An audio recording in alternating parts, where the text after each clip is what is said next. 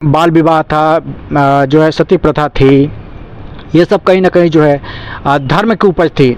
इस धर्म में लिखा हुआ है, पराशर स्मृति में लिखा हुआ है बाल विवाह को लेकर के। तो उस समय की जो परिस्थिति थी, तो उस समय हमारे ऋषि मुनियों ने जो भी ये डिसीजन लिया उस समय की भलाई के लिए लिया होगा लोगों की। इसको आपको प्रथा नहीं मानते? जात के नाम पे घोड़ी चढ़ने से क्यों मना किया जाता है? जात के नाम पे मूंछ रखने से क्यों, मूंछ रखने पे मार दिया जाता है? देखो ऐसा क्यों? BMW का जमाना है, अरे गधे घोड़े पे चढ़ ही क्यों रहे हो? ठीक है, जो विरोध कर रहे हैं ना, घोड़ी इनकी क्या लगती है, घोड़ी पे चढ़ने नहीं देते। 21 बार जो है परशुराम ने छत्री विहीन कर दिया, और उनकी जो पत्नियां जो बची थी, जो छत्राड़ियाँ थे, उनसे नियोग करके ब्राह्मणों ने बच्चा पैदा किया, वो छत्री हुए। आपका धर्मशास्त्र कहता है, कहो मैं खोल के दिखा देता हूँ। नमस्कार, मैं हूँ ओम प्रकाश और आप देख रहे हैं सत्य संवाद। कुछ लोग ये कहते हैं कि धर्म पे सवाल खड़े नहीं किए जा सकते, धर्म पे सवाल नहीं खड़े करने चाहिए, लेकिन जब मैथोलॉजी है, उस मैथोलॉजी को कुछ लोग इतिहास मान करके जब बैठ जाते हैं, उसी को सच मान के जब बैठ जाते हैं, तो फिर उस पे बात करना लाजमी हो जाता है।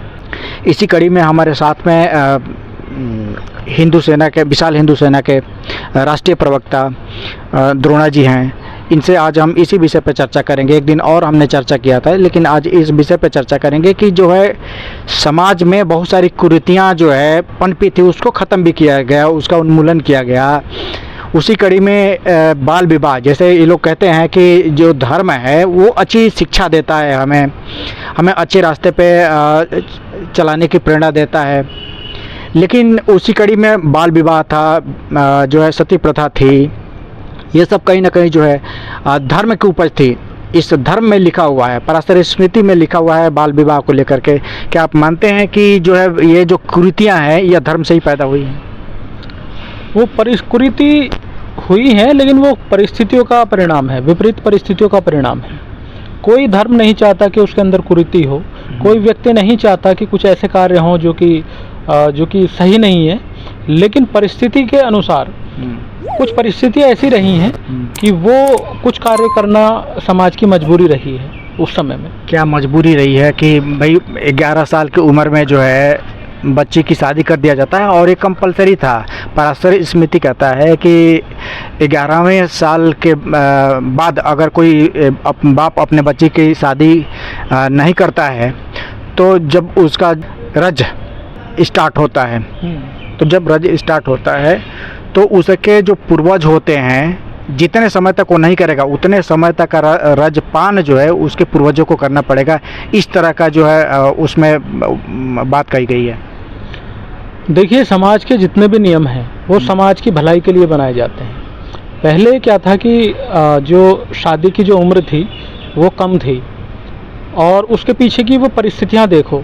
उस समय भारत पर अनेक लोग आक्रमण कर रहे थे। नहीं, आप ये मानते हो ना हर व्यक्ति इस विषय पे काटूंगा थोड़ा सा। आप ये कहते हैं आक्रमणकारी आ रहे थे, किस तरह के आक्रमणकारी आ रहे थे? जब आपका जो है धर्मशास्त्र लिखा गया, जो देवी देवताएं धर्मशास्त्र लिखे, तो उस समय कौन से आक्रमणकारी आ रहे थे? देखिए, वो तो एक जो है नियम बनाया गया कि जब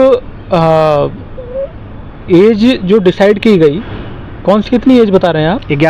11 साल।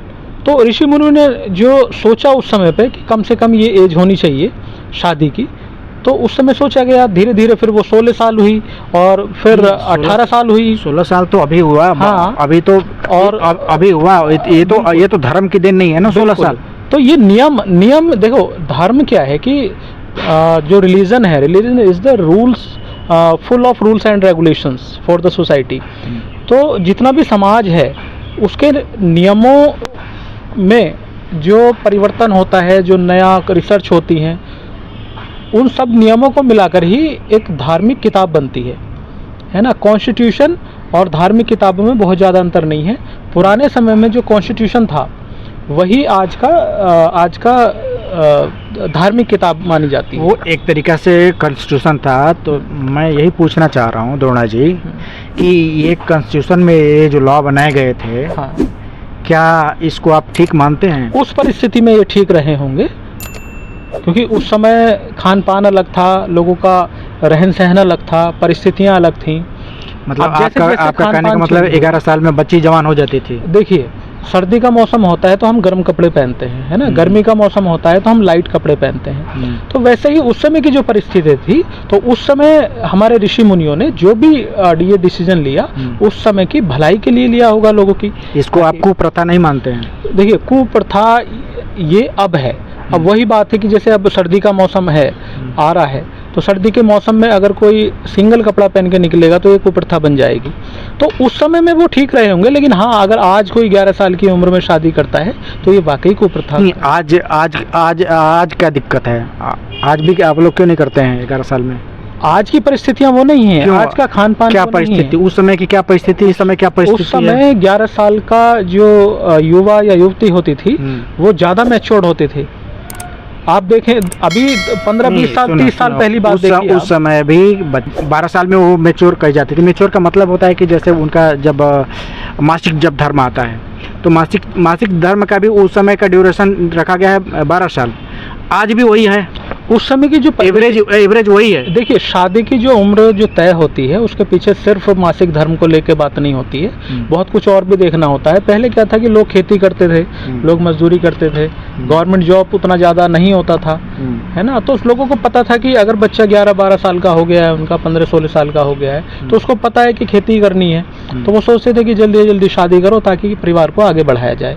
एक ये भी एक कारण होता है। आज नहीं मानते, कुल मिला के आपके मानसिकता यही है। वर्तमान में अगर कोई 11 साल में कोई शादी करता है तो ये वाकई कुप्रथा है, लेकिन मैं उस समय कुप्रथा नहीं थी। उस समय कुप्रथा नहीं थी। उस समय इसलिए कुप्रथा नहीं थी क्योंकि उस समय ब्राह्मणों का अपना वर्चस्व था। नहीं, वो जो और आप उसी चीज को अभी भी कहीं ना कहीं दिमाग में है कि हमारे पूर्वजों ने जो बातें लिखी हैं वो सही है, इसको काटा नहीं जा सकता। आप घूम फिर के पता नहीं ब्राह्मणों को क्यों लपेटने लगते हो? क्योंकि ब्राह्मण ही लिखे हैं सर, ब्राह्मण ही सारी चीजें बनाए हैं। देखिए, ब्राह्मण है कौन? जो ब्रह्म का ज्ञान रखता है, जो नॉलेजेबल बंदा है। अब ब्राह्मण, मान लो आज मैं दलित हूँ, सुन लो, हाँ। आज मैं दलित हूँ और मुझे ब्रह्म का ज्ञान हो गया तो मैं ब्राह्मण बन जाऊंगा? दलित कोई जाति नहीं होती, जो भी दला जा रहा है, जिसके अधिकारों का हनन हो रहा है, चाहे वो ब्राह्मण हो, सवर्ण हो, अवर्ण हो, कोई भी हो, वो सब दलित है। इसको घुमाइए, सुनिए ना सर, नहीं कास्ट सुनिए ना सर, को मत जोड़ो। नहीं कास्ट नहीं जोड़ेंगे ना। जैसे अभी आपने बोला कि जो ब्रह्म का ज्ञान रखता है वो ब्राह्मण है। हाँ, रैदास जी कितने बड़े संत हुए थे, उनकी चेली थी जो राजपूत समाज की बेटी थी, हाँ, कितनी बड़ी विद्वान थी, कितने बड़े संत हुई। तो उनके जो गुरु थे रैदास जी, कितने बड़े संत पैदा हुए, उनको ब्रह्म का ज्ञान था। तो जब ब्रह्म का ज्ञान था तो उनसे ब्राह्मण इतने हेट क्यों करते थे, नफरत क्यों करते थे? फिर तो वो ब्राह्मण थे। देखिए, जहाँ तक नफरत की बात है वो तो परिवारों में भी होती है। एक परिवार में 2 भाई होते हैं, उसमें भी कहीं ना कहीं नफरत का खेल चलता ही है, परिवारों में भी। तो आप इतना मत, नहीं, इसको परिवार कब मानने लगे? दलित को आपने परिवार कब माना? वो परिवार नहीं होते, वो इतने बड़े संत जो उनको भारत में उपाधि मिली हुई है शिरोमणि संत की, तो वो किन्होंने दी है? ब्राह्मणों ने दी है। ब्राह्मणों ने तो दी है। अच्छा, उपाधि कौन दे रहा है? आज भी देखो, कितना भी बड़ा ब्राह्मण हो, उनको शिरोमणि संती के बोलता है। अच्छा, ब्राह्मण ने दिया है ये। ब्राह्मण मतलब नॉलेजेबल व्यक्ति, समझो बात को, जाति से मत जोड़ो। अगर कोई मूर्ख व्यक्ति है और वो जनरल कैटेगरी में आता है और महामूर्ख है तो वो ब्राह्मण थोड़ी है। तो दलित मतलब जो दला जा रहा है। अब आप पढ़े लिखे हो, अब पढ़ा लिखा का दौर आ रहा है, तो अब चीज़ों को बदलो। ये थोड़ी कि आज भी अगर कोई खास कैटेगरी से है, खास जाति से है और उसके पास धन संपदा हर चीज़ है, हेलीकॉप्टर से चलता है, वो कोठी बंगला रोजगार सब कुछ है, अब वो कह रहा है जी मैं दलित हूँ, ये लॉजिक में फिट। दलित मतलब जो दला जा रहा लगता है कि जातिवाद कुछ है नहीं, आज कुछ नहीं है जातिवाद। तो जात के नाम पे घोड़ी चढ़ने से क्यों मना किया जाता है? जात के नाम पे मूंछ रखने से क्यों, मूंछ रखने पे मार दिया जाता है? देखो, ऐसा क्यों? BMW का जमाना है, अरे गधे घोड़े पे चढ़ ही क्यों रहे हो? ठीक है, जो विरोध कर रहे हैं ना, जो घोड़ी इनकी क्या लगती है, घोड़ी पे चढ़ने नहीं देते। जो घोड़ी पे चढ़ने का विरोध कर रहे हैं ना, उन्हीं को चढ़ने दो ना। आप BMW से चलो, कौन मना कर? क्यों भाई गधे पे चढ़ाओ, घोड़े पे चढ़ाओ, वो BMW पे चले, हम घोड़ी पे ही चढ़ रहे हैं तो क्या दिक्कत है? हमारी मर्जी है, हम घोड़ी पे चढ़ेंगे। अरे कोई नहीं रोक रहा है, ये नहीं रोक क्यों नहीं रहा है? 1-2 कितने मुकदमे राजस्थान में आपने देखा होगा कि एसपी जो था, एसपी की मैं बात कर रहा हूँ, जो एससी समाज का था, वो घोड़ी पे अपनी बारात लेके जा रहा था तो उसको घोड़ी से उतार के पीटा गया। बहुत सारी चीजें हुई। कहाँ पर?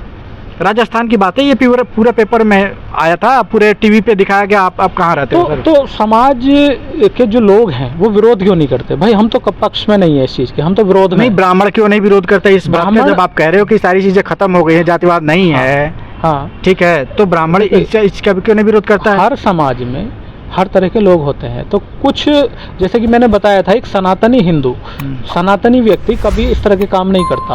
और कुछ क्या बात कर रहे हो सर, कुछ क्या बात कर रहे हो? मंदिर में बैठे हुए सनातनी नहीं हैं?